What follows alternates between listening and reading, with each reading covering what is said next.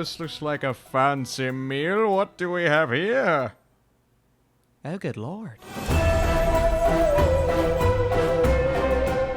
What is up, Netflix fans? Welcome back to my channel. We have a brand new Norwegian dramatic horror film. It's called Cadaver. The premise is fascinating yet familiar. We're going to talk about all of these things. I need you in the comments down below. Did you like Cadaver? Was it different enough for you? Let's talk about it. So in the starving aftermath of a nuclear disaster, a family of 3 attends a charitable event at a hotel, which takes a dark turn when people start to disappear. A couple of things this movie does extremely well when we're talking about these kinds of horror films, except this may not be the horror movie you expect. Yes, we have some of these gruesome elements that normally makes movies like this great, and a familiarity when it comes to the plot, but that's just because the entire premise and the way that the movie plays out, it reminds you of a post-apocalyptic Purge movie. Now, it's not The Purge, but just the way that the film progresses. Trust me on this one, it just feels like it belongs. These twists and turns, the reveals that you get towards the end, and I'll admit, a lot of the film is a bit predictable. There are major moments that are supposed to shock you and hit you, come out of nowhere, and you kind of see where it's going.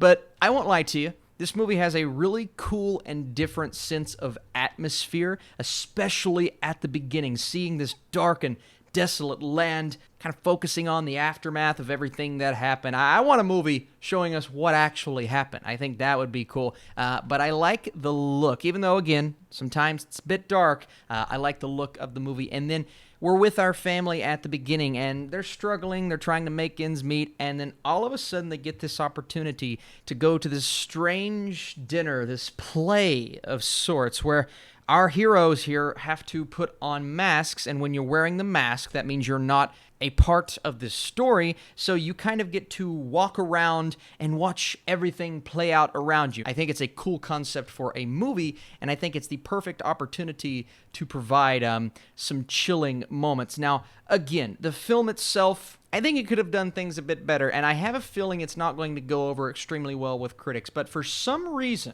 while watching this, I saw the potential, and I had a bit of fun with it. I mean, I just like living in these kinds of worlds, these worlds where a lot of people kind of lost their mind. And when you start to uncover the plot of Cadaver and seeing the mentality of these individuals and the fact that sometimes you have to try your best to blend in if you want to escape, and our characters learning lessons along the way, and that fear that you have because there's a young kid running around here with them who wasn't supposed to be there in the first place. Well, now we see why, and just the unaware nature of everyone who is involved here. Okay, is what we're seeing right now part of the show, or is it actually happening? And I love how they take that plot point and bring it back in the third act with an event that happens. So some interesting storytelling techniques used here for sure. In terms of horror, again, I don't normally get scared, right? And this movie didn't scare me, but it had some moments that were thrilling and chilling.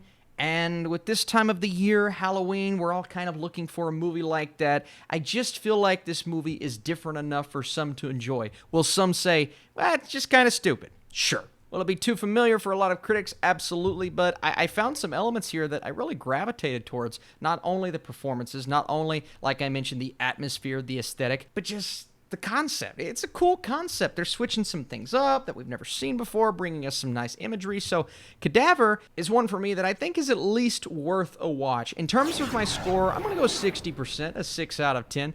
Some okay moments, some interesting reveals, a bit predictable, a bit on the nose, but hey, you watch a movie to be entertained, you watch a movie to have a bit of fun with, and I won't lie to you, at times, it's fun watching this family go through almost this haunted house situation. It's a bit terrifying, if you think about it. Guys, stay tuned because later today I have my review for Over the Moon, the brand new animated film on Netflix, and the last few days I've been watching a lot of major awards contenders. I am working on a giant ranking video of all of the film festival movies I have been watching, so stay tuned for that. More Netflix reviews as always, and comment some stuff that you'd like to see. All right, appreciate it, guys. See you later.